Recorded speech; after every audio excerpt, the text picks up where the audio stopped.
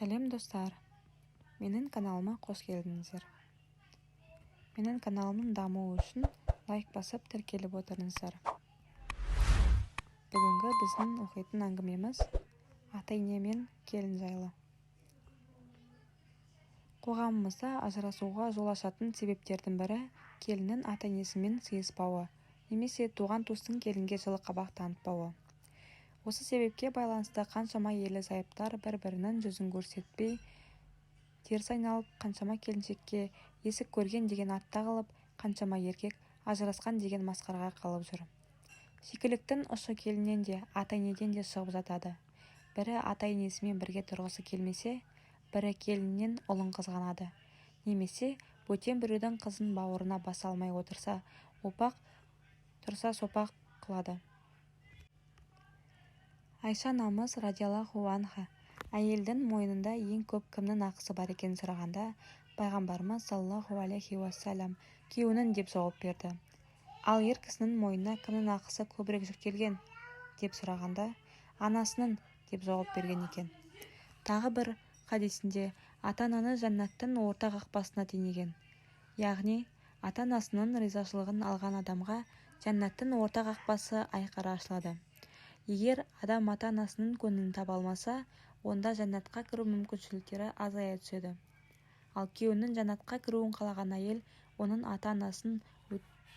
ата-анасының ақысын өтеуіне түсіністікпен қарап көмектескені абзал. Бұл оның күйеуіне деген ең үлкен жақсылығы.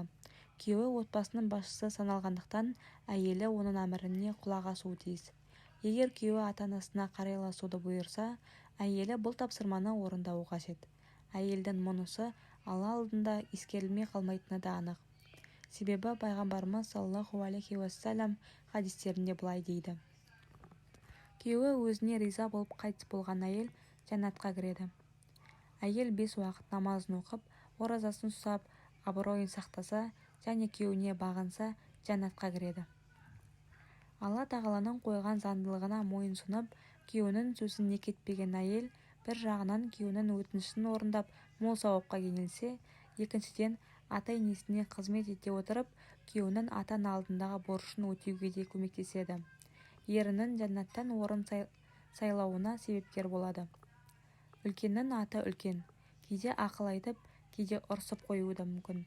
Мұндайда келін өзінің келіндігін жасап, ата-енесінің ашуын көтере білсе, үлкендер бұрыс айтып тұрған күннің өзінде бетінен алмай, үндемей қоя салып, ағаттығын кейінірек сайлап айтып түсіндірсе, өз бағасы арта түспей ме?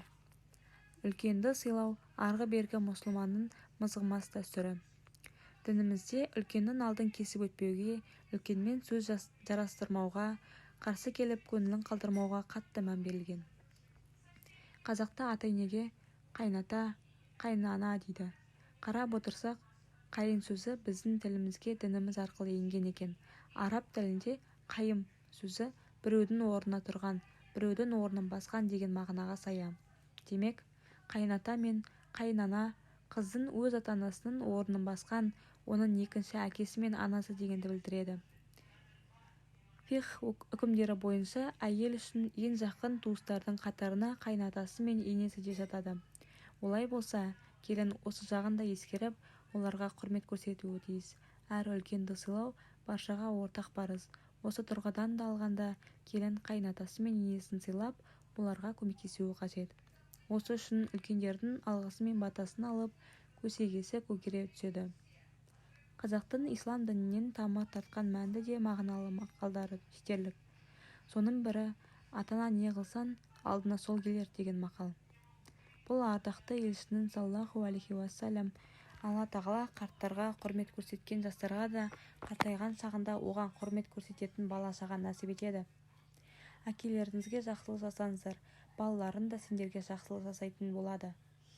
Сендер ар-намыстарыңды қорғаңдар, сонда жұбайларың да ар-намысын сақтайды деген хадистерінен алынған болуы мүмкін. Шынымен де, үлкен кісілерге, соның ішінде ата-енеге жақсылық жасасақ, солардың жасына жеткенде біз де құрмет пен жақсылықтан күде болмаймыз. Бұл ұлы жаратушының бекіткен заңдылығы. Келін жоғарыдағы осы мәселелерді ескере отырып, ата-енесімен бірге тұрудан қашпауы керек. Әйелі отауымды аулақ тігемін деп күйеуінің құлақ етін жеп жақшадай басын шарадай етсе, шаңырағының шырқын бұзып, ақыры ажырасып тынады. Біле білген адамға ата-енемен бірге тұру Алла тағаланың берген үлкен нығметі. Себебі Алла елшісінің саллаллаху алейхи уассалам араларында қариялар мен сәбилер болмағанда бастарына жамандық селдей ағып келер еді дегені бар. Халық даналығында да қариясы бар үйдің қазынасы бар демей ме? Олай болса, ата-енені үйдің берекесіне балап, аз күн өмірінде сізге алғыс айтатындай разы қылған жөн. Оның үстіне ата-енемен тұру сіздің нәпсіңізге ауыр келгенімен басыңызға түскен нәубет емес. Бәлкім ұнатпаған нәрселердің түбінде өздерің үшін қайырлы болар. Сондай-ақ жақсы көріп қалаған нәрселердің түбінде өздерің үшін зиянды болар. Деп Құран кәрімде айтылғандай, Алла тағаладан келген нәрсенің бәріне разы болу біздің міндетіміз. Ата-енесімен немесе күйеуінің туыстарымен бірге тұратын келін қалай әрекет еткені жөн. Енді осыған тоқталғанды жөн көрдік. Ең бірінші, келін нәпсісі мен шайтанның алдауына түспеуге тырысуы керек. Кейде келін, ата-енемнен бөлек тұрсам, еркін өмір сүремін. Олардың қасынан кетсем, рахат өмірге қол жеткіземін деп ойлауы мүмкін. Тіпті жоспар құрып, оны іске асыру жолында жанкештілік танытып, түрлі қулық сұмдықтарға баратындар аз емес. Алайда, ешкім өмір жолының қандай бұраламен, қандай соқпақпен жалғасарын білмейді. Сондықтан мұсылман әйел нәпсі мен шайтанның жетегіне ілеспей, парасаттылықты мақсат тұтуы тиіс. Қарақан басын ғана ойламай, күйеуінің де жағдайына қарайлауы керек. Туыстармен бір отау астында күнелткен соң, келіспеушіліктер, түсініспеушіліктер де орын алады. Бірақ сабырлық танытып, парасаттылықпен әрекет етсе, арты жақсылықпен бітері сөзсіз. Өмір деген тақтайдай түзу жол емес. Ендеше қосағымен қол ұстасып, оның ой шұңқырынан сүрінбей өтуі үлкен ерлік. Кейбір әйелдер күйеуі ата-енесінің арасына от салуға құмар. Ері жұмыстан келе сала, ата-енесінен күні бойы естіген сөздерін, олардың әрекеттерін жеткізіп ата-анасына баласын айдап салады. Ақ пен қараның жігін ажыратпай, әйелінің сөзін сөйлейтін жігіттер мұндайда әке-шешесіне дауыс көтеріп көңілін қалдырады. Сондай-ақ, әйелі мен әке-шешесі сөзге келіп қалғанда, болған істі ақылға салып, араша түсудің орнына еркектік деген осы екен деп әйеліне дүрсе қоя беретін дөрекілер де, керісінше, әке-шешесіне деген титтей де құрметі жоқ күшік күйеулер де бар. Сахабалар заманында құлшылыққа жан-тәнімен берілген садақаны көп беретін, ізеттілігімен елге танылған Алқама есімді жас жігіт өмір сүрді. Бір күні аяқ астынан ауырған Алқама төсек тартып жатып қалады. Сырқаты әбден меңдеп, бетінің бері қарамасын сезіп, куәлік сөзін, калима шахадат айтайын десе, тілі күрмеле береді.